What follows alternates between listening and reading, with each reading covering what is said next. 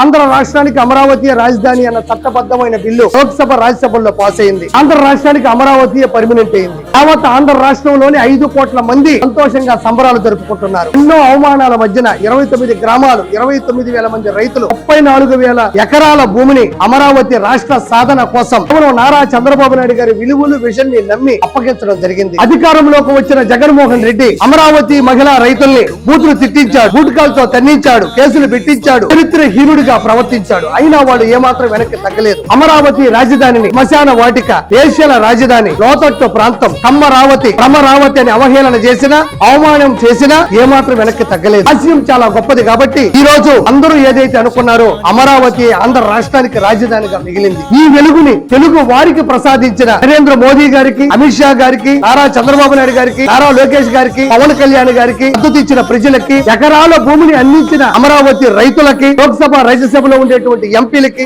నేను నా శిరస్సు ఉంచి కృతజ్ఞతలు తెలియజేసుకుంటున్నాను. చెప్తాం జై అమరావతి. నా రాష్ట్రం ఆంధ్ర, నా రాజధాని అమరావతి.